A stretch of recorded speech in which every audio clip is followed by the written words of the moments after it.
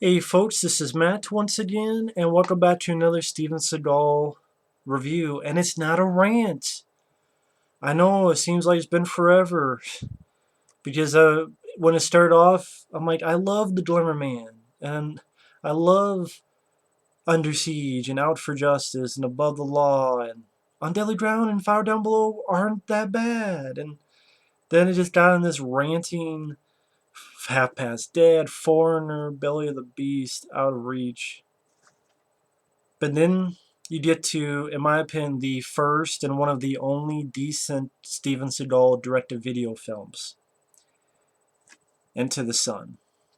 Only one man can stop the Yakuza. Now, I say decent. I'm not going to say great. I don't think it's up there with his early days of March for Death or even Fire Down. I would even put Fire Down Below, On Daily Ground, Edge of the Wounds above this. I would. For a direct-to-video film, I thought it was decent. And even there are other direct-to-video films I would put above it. Jean-Claude Van Damme stuff like The Shepherd or Six Bullets or Wake of Death or The Replicant. Dolph Lundgren stuff like The Russian Specialist and Command Performance and The Defender. Blood and Bone with Michael Jai White. Ninja Shadow of a Tear. Many others. But considering the stuff before and after this, because after this you would get Submerged, Today You Die, Black Dawn, fucking Attack Force. This is a masterpiece compared to those movies. Those other Steven Seagal direct-to-video films. It is a masterpiece. Why? Well, first as to why I only think it's decent and not great. Despite this cover, first off, he never uses that gun on his back. It's like a machine gun with a grenade launcher. He never uses that. This film isn't as action-packed as I wish it would have been. I wish it would have had more action, maybe more fisticuffs, or include a car chase. A well-done car chase, that is. Not just a car chase, a well-done car chase. So maybe put a well-done car chase in there. Maybe some more gunfights with Seagal. Well-done ones. Again, not just a gunfight, that's it. Well-done ones. Put some well-done gunfights or a well-done car chase or some more fisticuffs. I wish it was a bit more action-packed because there's not too much action in the film. Also, he has a partner played by Matthew Davis. I don't care for Matthew Davis as an actor. He was also in Blood Rain. I think he did this the same year, the year after. I think Blood Rain, was that 2005? It might have been. Around the same time as this, he did Blood Rain. He was terrible in that. Matthew Davis, I don't care for him as an actor. I think he's piss poor, in my opinion. But, number one, I thought this was pretty decently directed by this guy named Mink. I don't know what he's done before or since, but I thought Mink actually did a pretty decent job directing. It's a fairly good-looking movie.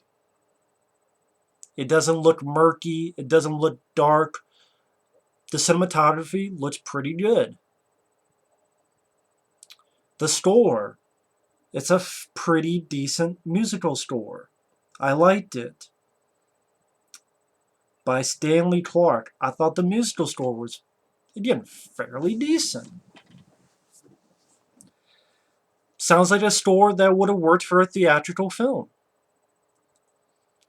The plot, it's not murky. It's not confusing, incomprehensible. This governor in Tokyo is murdered, assassinated.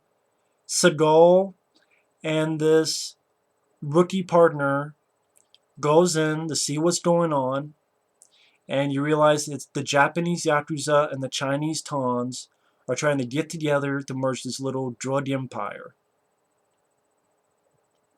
And Seagal is looking to people to get information, find out what's going on, and ultimately stop it.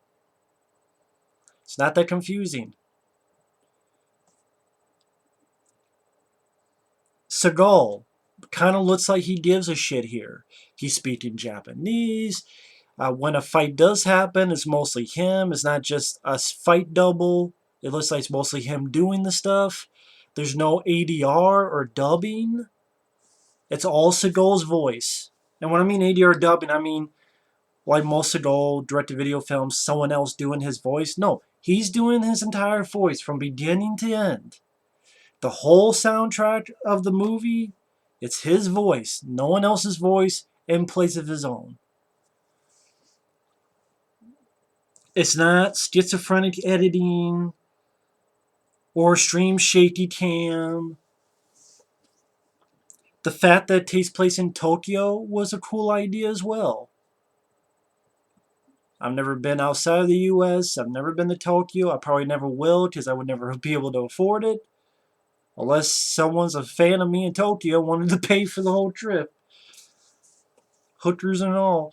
But seriously, Tokyo looks like a very pretty, very beautiful city. And I thought it was a great place to have for a Steven Seagal film. Because it makes it more unique. It makes it more... It makes it less of the same old, same old. Gives a little bit of a different flavor to it. I appreciate that. When the fight scenes do happen, I thought they're fairly decent. Again, they're not on par with the golden era Seagal from Above the Law to 97, around Fire Down Below. They're not up to par with those, but again, compared to his other direct-to-video films, it's actually a fairly decent. I keep saying the word decent. It's the best word to call it. Hell, even Steven Seagal sings at the end credits. He has a song, and the song isn't half bad. His song he sings at the end is not half bad at all. It wasn't cringe-inducing. I've heard much worse songs. It was an alright song. And I was dealing with the fight scenes. He has a bit of swordplay at the end. And he gets some nice bloody moments. There's one guy, he cuts his arm off. There's another guy who he finds out is the guy who killed his woman because he has like a trinket on top of his hat. And Seagal takes his sword and literally does this all across the guy's head, like chopping the top of the guy's head, and you see blood spurt out of the guy's hat. I like that moment. And before when he cuts one guy's arm off, I like that moment. When he's facing off against the main Japanese bad guy, when he slices him, nice little effect, and you get some blood shooting out. Okay, some nice bloody moments.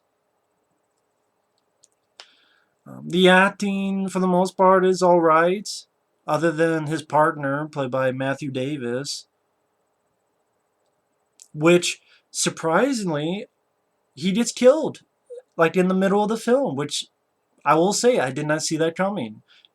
I figured, well, Matthew Davis, he's a young, pretty boy guy who's the partner of Seagal, and he'll probably make it to the end. No, he dies halfway through, and he gets found out, taken back, and gets his neck broken, and I'm like, wow, I didn't see that coming. Okay. But, yeah. A competently done movie. A little bit of the Japanese culture, which is interesting, and yeah, pretty cool. It starts out with a sequence which honestly didn't need to be in the movie because it seemed like a movie.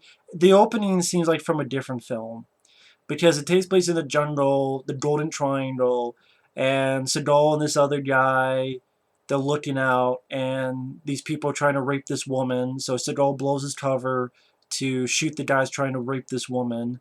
They get chased and shot at, get into this chopper, his buddy gets shot, and then they go off.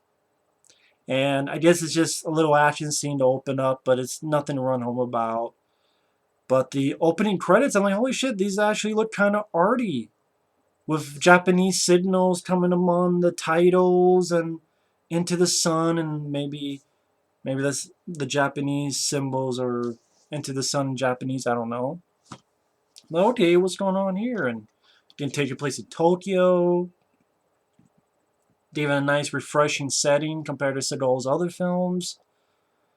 And like I said, the governor of Tokyo gets assassinated, shot in the head, and like the Chinese Tan and the Yakuza are going to join forces on this drug dealing network. Seagal, I think it's the CIA guy who partners up with this rookie. You have sequences he's speaking Japanese and selling swords. He's called by William Atherton. William Atherton from Ghostbusters. Yes, it's true. This man has no dick. And Die Hard 1 and 2, William Atherton's in this for a bit. You get a bit of playfulness from Seagal, like when he's waiting for William Atherton, is looking through the sort of the two-way window. Seagal's like playing with his fingers and kind of does this, like he does this. I'm like, wow, Seagal being playful. Considering his other films, pretty surprising. He's like, I thought that was pretty funny. Wow. Him and his rookie partner go there, and at one moment, I've never been to Tokyo, so I guess Tokyo actually has its own Chinatown. I didn't know that Tokyo had a Chinatown. He goes in, asks this old guy that he doesn't want problems with the Chinese tons. He's dealing with the Yakuza. And the guy's going to pass the word around. You introduce some characters. You have this woman who I think was his pupil, is going to be sort of his shield to help protect him or help him out when he needs to. He's talking with a few folks. Like he talks with this one guy who is with these geisha women dancing in sort of the pale white makeup, and you have really shitty music playing in that scene. His partner, Matthew Davis, is one of those, he's out of his element, he doesn't know what's going on, try to have goofy jokes of, hey, what up? Oh, okay. And then someone asks him, oh, you're a student of his? Oh, yeah, I'm from UCLA, go wherever I think he mentioned a football, basketball team from there. Like, just a shitty character, not a good actor either. But, again, there's not a lot of fighting. There's one little bit where these Asian guys try to fight Seagal, and he does a little thing where he takes like a wrist takedown of one, punches a few people, gets another guy, and hits him against a soda machine. And then the rookie cop is such an idiot, he pulls out his gun and accidentally AD, that means accidental discharge of your gun. And I like Seagal's reaction. Oh yeah, you mind? Yeah, I've never seen or heard such a thing. Did you just AD? It looked like Seagal actually gave a shit. That's one thing I liked about it. One of the guys that gets beat up, he feels ashamed, goes to his boss, and does sort of the thing you saw in Showdown Low Tokyo. Takes his pinky, cuts it off. Here for, my shame. Accept this as an apology. Of course, the guy doesn't take it. Except at Showdown Low Tokyo, he got stabbed. Here, the guy just shoots the guy in the face.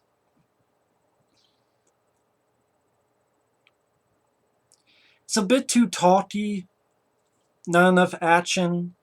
Like Seagal talks to another guy who's an older Yakuza guy, and they're talking about how these younger Yakuza guys are getting more powerful, and they don't care about the old traditional ways, and who knows who'll get to them first, me or you. So the older Yakuza doesn't like what these guys are doing, and those bad guys are doing some random hits around town. We're introduced to Seagal's sort of fiance, and they talk about how much they love each other. They do sort of a vow with their pinkies about how after this he'll quit and they'll settle down together. And she does like a little dance for Seagal, and they have a bit of sex. Nothing too graphic, thankfully. But yeah, the partner is an idiot. And you know what? If you're an idiot, you get yourself killed. And that was kind of refreshing. Because he gets himself found out in this fish market. And I do like Seagal's line, if you get yourself killed on my watch, I'll kill you again. But when Lisa Nully gets found out, grabbed, and the Chinese guy kills him, breaks his neck. because he's an idiot. So it was kind of refreshing. I didn't like the character. He was an annoying idiot, and he got killed. I'm like, wow, I was surprised. A lot of other typical films, he would survive, but he didn't. So more power to the movie for that. Cool. Even the head boss Yakuza, not the guy Seagal talked to, but like the guy above him, he gets killed. And then they even kill Seagal's lover, so Seagal gets pissed. Goes to this Chinese guy's place. You know those machines? I don't know what you call them. Those little pachinko type of machines where you put it in, and I don't know how it is. I've never played one before, and of course I've never been overseas, but those little, almost slot machine looking things, some girl smashes a guy into them a few times. Has a decent little fight with the Chinese guy, kicking and punching and going back and forth. There was a fairly decent fight scene. Nothing great, but decent. Throws the guy out the window. Him, his buddy, who's a tattoo artist, and the woman who's his pupil that wants going to help him out. Those three go in and fuck up some bad guys at this Japanese guy's place. And that's where he gets to go cutting a guy's arm off with a sword.